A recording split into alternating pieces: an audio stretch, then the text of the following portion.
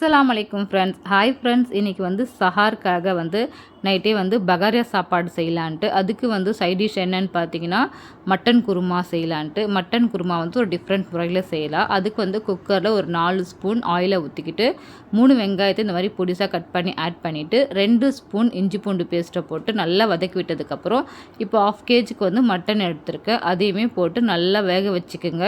இது நல்லா கலந்து விட்டு இப்போ ஒரே ஒரு உருளைக்கிழங்கு மட்டும் கட் பண்ணி நம்ம ஆட் பண்ணிக்கலாம். மட்டன் குருமாக்கு எப்போவுமே இந்த முருங்கைக்காய் அப்புறம் இந்த உருளைக்கிழங்கு இதெல்லாம் போடும்போது டேஸ்ட்டு சூப்பராகவே இருக்கும்.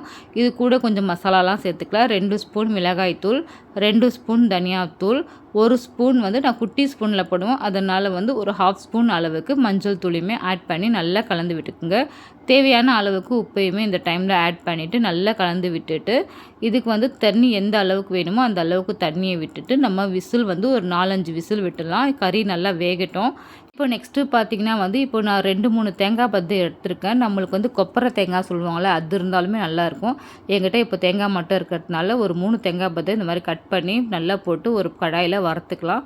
இது கூட 2 ஸ்பூன் கசகசாவுமே ஆட் பண்ணி நல்லா வறுத்துட்டு அதை மிக்ஸி ஜாரில் ஆட் பண்ணி கொஞ்சமாக தண்ணியை ஊற்றி பேஸ்ட்டு மாதிரி அரைச்சி இது கூடவே ஆட் பண்ணி நல்லா கலந்து விட்டுட்டு இப்போ பார்த்திங்கன்னா 10 லவங்கம், ஒரு துண்டு பட்டை, 10 ஏலக்காய் சேர்த்து நல்லா வறுத்து அதை அரைச்சி இந்த மாதிரி பொடி பண்ணி அதையுமே ஆட் பண்ணி கடைசியாக கொத்தமல்லியை தூவி இறக்க வேண்டியது தான். இன்னும் ட்ரை பண்ணி பாருங்கள். இதே போல் நெக்ஸ்ட் வீடியோவில் மீட் பண்ணலாம். அல்லாஹ் ஹாஃபிஸ்.